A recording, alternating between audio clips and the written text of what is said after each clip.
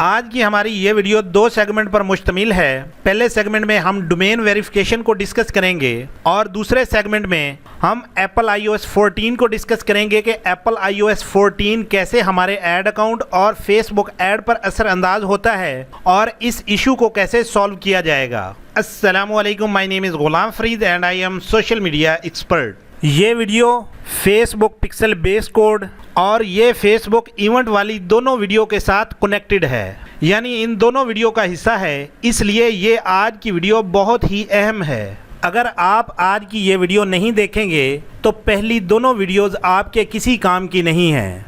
Facebook pixel base code और Facebook event वाली दोनों वीडियोस के लिंक आपको ऊपर यहाँ आई बटन और इस वीडियो की डिस्क्रिप्शन दोनों जगह पर मिल जाएंगे। और इसके साथ मैं आप सबको रिकमेंड करता हूँ कि आप इन दोनों वीडियोस को भी ज़रूर देखें। सबसे पहले हम अपने पिक्सल्स की तरफ चलते हैं। जो हमने अपना फेसबुक पिक्सल और इवेंट्स अपनी वेबसाइट पर इंस्टॉल किए हैं वो हमारी कन्वर्जन की कैंपेन में कैसे काम करते हैं, उनको चेक करने के लिए हम अपने बिजनेस मैनेजर के अंदर एड्स मैनेजर में चलते हैं।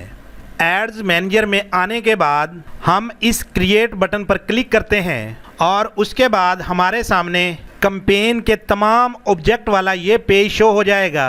अब हम पे डिपेंड करता है कि इन ऑब्जेक्ट में से हम अपनी कैंपेन को किस ऑब्जेक्ट पर ऑप्टिमाइज करना चाहते हैं, तो हम इस लिस्ट में से उस ऑब्जेक्ट को चूज़ करेंगे। हमारा फेसबुक पिक्सल और इवेंट्स इनका ताल्लुक ज़्यादातर कन्वर्जन के इस ऑब्जेक्ट के साथ होता है, तो हम कन्वर्जन ऑब्जेक्ट के इस चेक को ऑन करते हैं और इस पेज को नीचे की तरफ स्क्रॉल करते हैं। यहाँ पर आप देख सकते हैं कि नेम योर कैंपेन ऑप्शनल, और उसके बाद इस ड्रॉप डाउन एरो पर क्लिक करके यहाँ इस बॉक्स में आप अपनी कैंपेन का अपनी मर्ज़ी से कोई भी नेम रख सकते हैं। उसके बाद आप नीचे इस कंटिन्यू बटन पर क्लिक कर दें। उसके बाद आप नेक्स्ट इस पेज पर आ जाएंगे। मैं पहले भी आपको बता चुका हूँ कि हर कैंपेन के 3 लेवल्स होते हैं। वो तीनों लेवल कैंपेन, एड सेट और ऐड यहाँ इस पेज की साइड पर और यहाँ ऊपर दोनों जगह पर शो हो रहे हैं। अभी हम कैंपेन लेवल पर हैं। अगर आपने पहले अपनी कैंपेन का नेम नहीं दिया तो यहाँ कैंपेन लेवल पर इस बॉक्स में आप अपनी कैंपेन का नेम टाइप कर सकते हैं। उसके बाद आपने नीचे यहाँ इस नेक्स्ट बटन पर क्लिक करना है, तो आप नेक्स्ट ऐड सेट लेवल के इस पेज पर आ जाएंगे। तो यहाँ इस बॉक्स में आपने अपने ऐड सेट का नेम रखना है।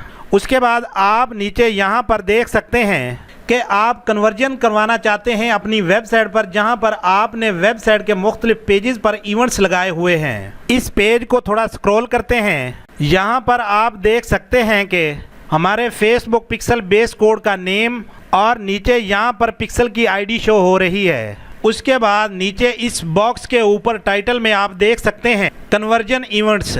इस पेज को मज़ीद स्क्रॉल करते हैं। जब हम इस बॉक्स में क्लिक करते हैं तो नीचे उन तमाम इवेंट्स की लिस्ट शो हो जाएगी जो इवेंट्स हम अपनी वेबसाइट के मुख्तलिफ पेजेस पर इंस्टॉल कर चुके हैं। यहाँ से स्क्रॉल करके आप तमाम इवेंट्स की लिस्ट को चेक कर सकते हैं।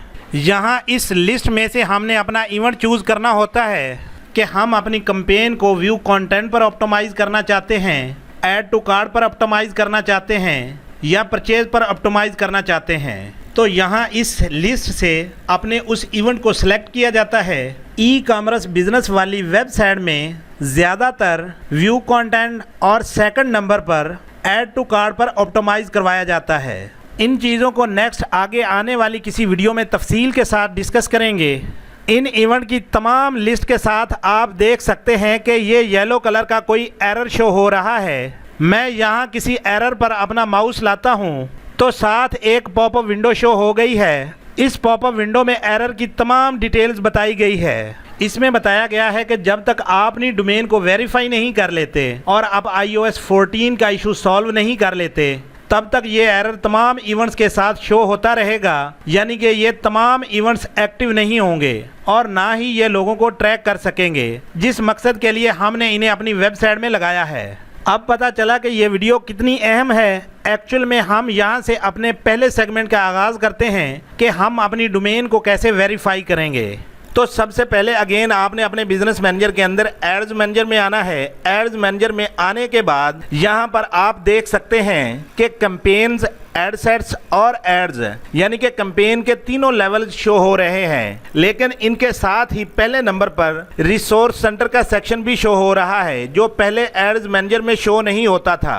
अगर हम रिसोर्स सेंटर पर क्लिक करते हैं तो यहाँ इस पेज पर आप अगेन एप्पल iOS 14 अपडेट का नोटिफिकेशन देख सकते हैं। इस नोटिफिकेशन में भी आप देख सकते हैं कि पहला टास्क ये है कि आपने अपनी डोमेन को वेरीफाई करना है। इस पेज को थोड़ा स्क्रॉल करते हैं और उसके बाद आप यहाँ पर देख सकते हैं तो यहाँ नीचे इसी पेज से डायरेक्ट आप वेरीफाई डोमेन पर क्लिक करके डोमेन वेरिफिकेशन का प्रोसेस शुरू कर सकते हैं। इसके अलावा एक दूसरा तरीका भी है जिसका मैं खुद इस्तेमाल करता हूं और वही तरीका मैं आप सबको भी रिकमेंड करता हूं। वो दूसरा तरीका यह है कि आपने यहाँ इस ऑल टूल्स पर क्लिक करना है और उसके बाद आपने बिजनेस सेटिंग्स पर क्लिक करना है। बिजनेस सेटिंग्स में आने के बाद आपने यहाँ से इस पेज को स्क्रॉल करना है और ब्रांड सेफ्टी सेक्शन पर आने के बाद इस पर क्लिक करना है और उसके बाद आपने अगेन डोमेन्स पर क्लिक करना है। अगर आपने पहले से अपने बिजनेस मैनेजर में कोई भी डोमेन वेरीफाई नहीं की हुई तो पहली दफा आपके सामने डोमेन्स पेज का इंटरफेस कुछ इस तरह से शो होगा। तो आपने इस पेज में इस ऐड बटन पर क्लिक करना है और उसके बाद आपके सामने ये वाली पॉपअप विंडो शो हो जाएगी। इस पॉपअप विंडो के अंदर इस बॉक्स में आपने अपनी डोमेन का नेम इंटर करना है, लेकिन इस बॉक्स में आप किसी सब डोमेन या सब पेज का नेम इंटर नहीं कर सकते। इस बॉक्स में आपने सिर्फ सिंपल विदाउट HTTP ऐसे अपनी डोमेन का नेम इंटर करना है और उसके बाद इस ऐड बटन पर क्लिक कर देना है। तो उसके बाद आप नेक्स्ट इस पेज पर आ जाएंगे। तो यहाँ इस पेज पर फेसबुक हमें डोमेन वेरीफाई करने के लिए 3 ऑप्शन देता है। तो सबसे पहला जो ऑप्शन है वो है मेटा टैग वेरिफिकेशन। इसमें आपको मेटा टैग का ये कोड मिलेगा। इस मेटा टैग कोड को आपने यहाँ से कॉपी करना है और इसे आपने अपनी वेबसाइट के होम पेज में HTML के हेडर सेक्शन में पुट करना है। इस मेटा टैग कोड को पुट करने के बाद आपने यहाँ आकर इस वेरीफाई डोमेन बटन पर क्लिक करना है तो आपकी डोमेन वेरीफाई हो जाएगी। और उसके बाद सेकंड ऑप्शन है HTML फाइल अपलोड। इसमें आपने यहाँ से HTML वेरिफिकेशन फाइल को डाउनलोड करना है और उसके बाद आपकी वेबसाइट की जो रूट डायरेक्टरी है उसमें जाकर इस फाइल को अपलोड करना है। अगर आपको कोडिंग या वेबसाइट बनाने का नॉलेज नहीं है तो आप यहाँ से इस फाइल को डाउनलोड करके आपने जिस भी डेवलपर से वेबसाइट बनवाई होगी उसे भेज सकते हैं और वो वहाँ से इस फाइल को आपकी वेबसाइट की रूट डायरेक्टरी में अपलोड करेगा। जैसे ही वो फाइल अपलोड करेगा उसके बाद आपने यहाँ इस वेरीफाई डोमेन बटन पर क्लिक कर देना है तो आपकी डोमेन वेरीफाई हो जाएगी। उसके बाद जो लास्ट ऑप्शन है वो है DNS वेरिफिकेशन। ये वेरिफिकेशन डोमेन के थ्रू होती है, चाहे आपने डोमेन GoDaddy से ली हो या नेमचीप से ली हो, जिस भी प्लेटफॉर्म से बाय की हो। तो यहाँ पर आपको कोडिंग का ये एक स्क्रिप्ट मिलेगा, आपने इसको यहाँ से कॉपी करना है और इस स्क्रिप्ट को आपने अपनी डोमेन में टेक्स्ट रिकॉर्ड में इंटर करना है और उसके बाद आपने यहाँ आकर इस वेरीफाई डोमेन बटन पर क्लिक करना है। तो इस तरीके से भी आपकी डोमेन वेरीफाई हो जाएगी। फेसबुक ने आपको डोमेन वेरिफिकेशन की तीनों ऑप्शंस बता दी हैं। अब आप पे डिपेंड करता है कि आपको इसमें से कौन सा तरीका आसान लगता है, आप उसे चूज कर सकते हैं। तो हम इन तीनों में से पहली ऑप्शन का इंतखाब करते हैं और उसके बाद इस मेटा टैग के स्क्रिप्ट को यहाँ से कॉपी कर लेना है। अब आप इस मेटा टैग स्क्रिप्ट को 2 तरीकों से अपनी वेबसाइट में पुट कर सकते हैं। पहला तरीका तो यह है कि आपने अपनी वेबसाइट के डैशबोर्ड में आना है। डैशबोर्ड में आने के बाद आपने इस पेज को थोड़ा नीचे की तरफ स्क्रॉल करना है और उसके बाद आपने अपने माउस को अपीयरेंस सेक्शन पर लाना है तो उसके साथ ही एक और मेन्यू अपीयर हो जाएगी। अब इस मेन्यू में आपने यहाँ पर थीम एडिटर पर क्लिक करना है। थीम एडिटर में आने के बाद यहाँ पर आपने header.php फाइल को तलाश करके उसके ऊपर क्लिक करना है। अब यहाँ पर आपके सामने header.php की फाइल ओपन हो चुकी है। अब इस HTML के हेड टैग के क्लोज होने से पहले यहाँ पर आपने मेटा टैग स्क्रिप्ट का वो कोड जो आपने कॉपी किया था वो यहाँ पर पेस्ट कर देना है और उसके बाद फिर अपडेट फाइल पर आपने क्लिक कर देना है। और इसके बाद जो दूसरा तरीका है वो ये है कि आपने यहाँ प्लगइन पर आना है और उसके बाद यहाँ पर ऐड न्यू पर आपने क्लिक कर देना है और उसके बाद आपने यहाँ लीव बटन पर क्लिक कर देना है और यहाँ पर आपने insert header and footer plugin को फाइंड करना है। और ये आप देख सकते हैं कि वो प्लगइन आपके सामने यहाँ पर शो हो रहा है। आपने यहाँ इसको इंस्टॉल कर लेना है। इंस्टॉल करने के बाद इसको आपने यहाँ से एक्टिव कर लेना है।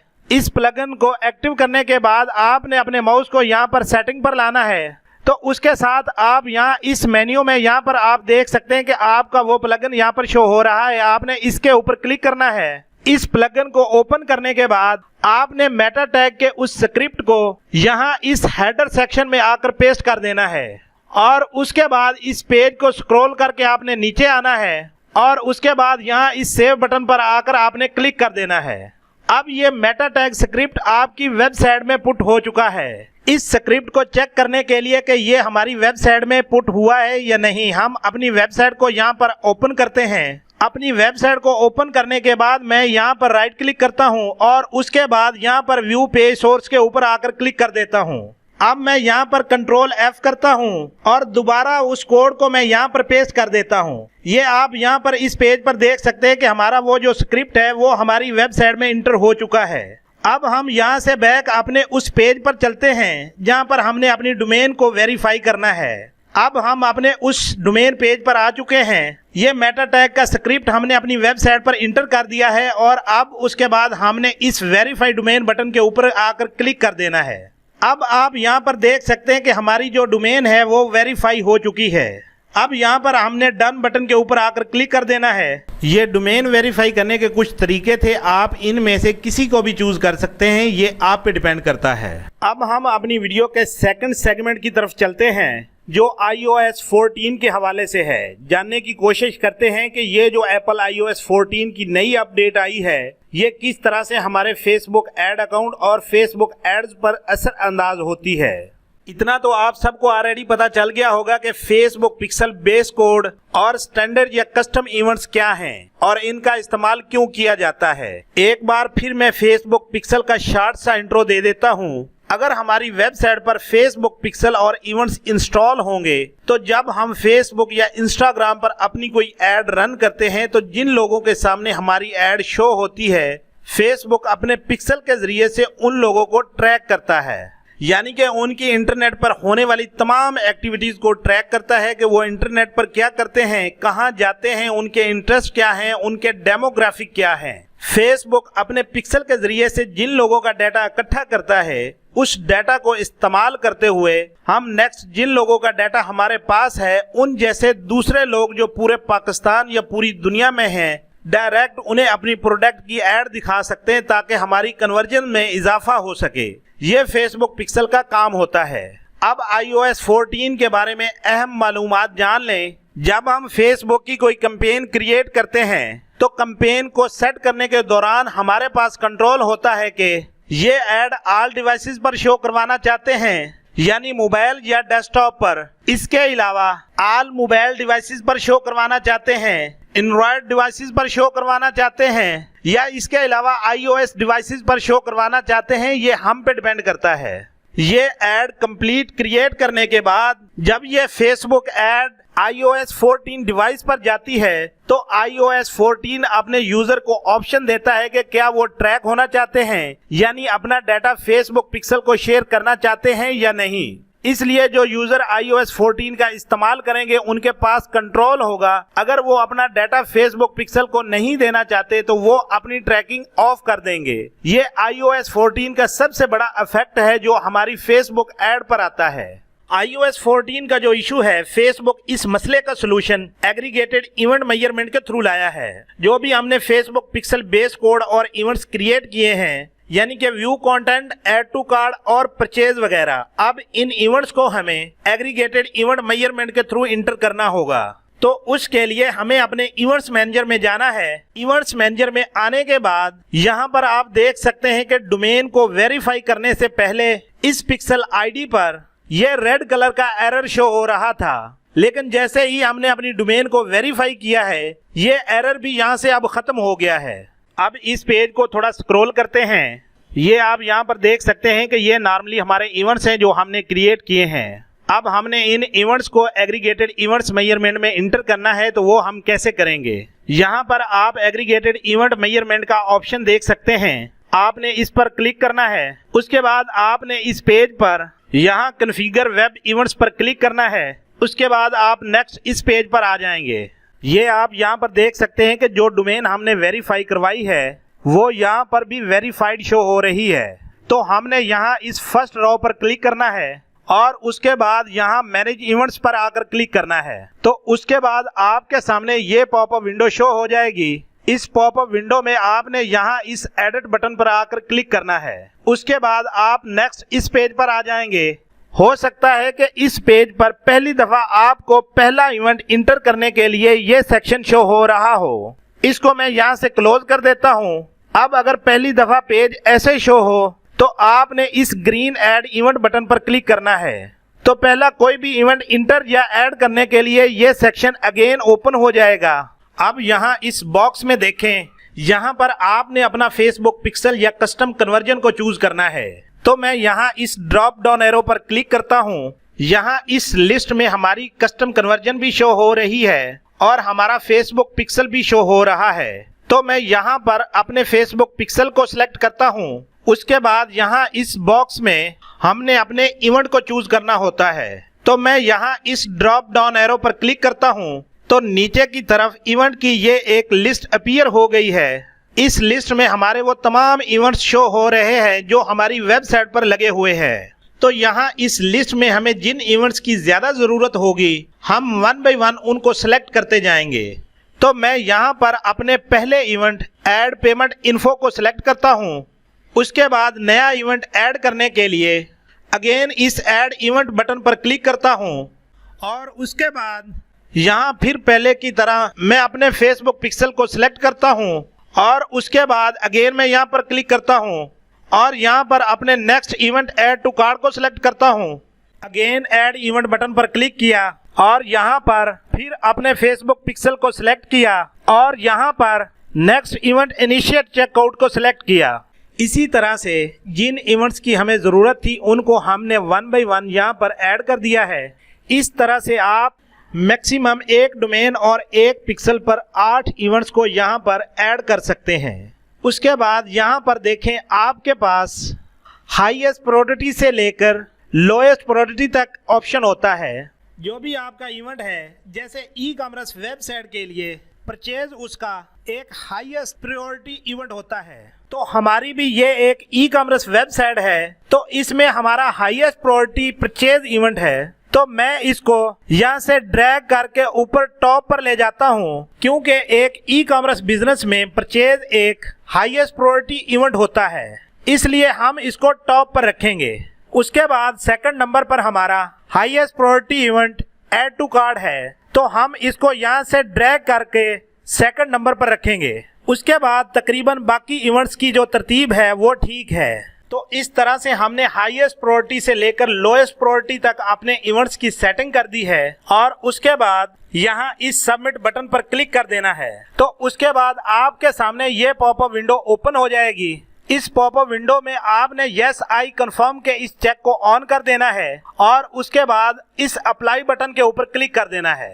यहाँ पर आप देख सकते हैं कि हमने अपने इवेंट्स में जो भी चेंजिंग की है उनकी सक्सेसफुली कॉन्फ़िगरेशन हो चुकी है और उसके बाद हमने यहाँ इस ओके बटन पर क्लिक कर देना है। अब इस पेज पर यहाँ आप देख सकते हैं कि कॉन्फ़िगर्ड 5 इवेंट शो हो रहे हैं। अभी भी हमारे पास ऑप्शन है, हम मज़ीद 3 और इवेंट्स ऐड कर सकते हैं। अगर आप और इवेंट ऐड करना चाहते हैं तो आप इसको एडिट कर सकते हैं। उसके लिए आपने अगेन यहाँ पर क्लिक करना है और उसके बाद यहाँ मैनेज इवेंट पर क्लिक करना है। उसके बाद आपके सामने ये पॉपअप विंडो ओपन हो जाएगी। इसमें आपने इस एडिट बटन पर क्लिक करना है, तो आप दोबारा अपने उसी पेज पर आ जाएंगे जहां पर आपने पहले अपने इवेंट ऐड किए थे। अब इस पेज पर फिर आपने अगेन ऐड इवेंट बटन पर क्लिक करना है और फिर यहाँ इस ड्रॉप डाउन एरो पर क्लिक करना है। पहले यहाँ पर हमने अपने पिक्सल को सिलेक्ट किया था।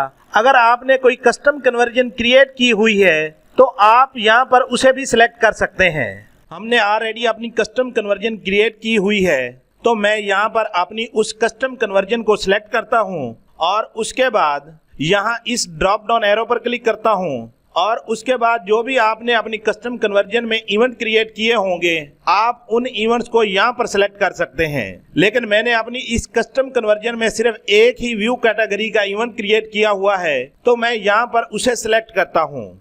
अगर आप समझते हैं कि आपके इस कस्टम कन्वर्जन वाले इवेंट की प्रायोरिटी ज्यादा है तो आप इसको ड्रैग करके ऊपर ले जा सकते हैं और इसका नंबर चेंज कर सकते हैं। अब यहाँ पर हमारा जो इवेंट हाईएस्ट प्रायोरिटी है वो टॉप 1 पर है और जो लोएस्ट प्रायोरिटी है वो बॉटम पर है। अब उसके बाद हमने इस सबमिट बटन पर क्लिक कर देना है। अगेन यहाँ इस यस आई कंफर्म के चेक को ऑन कर देना है और उसके बाद इस अप्लाई बटन पर क्लिक कर देना है।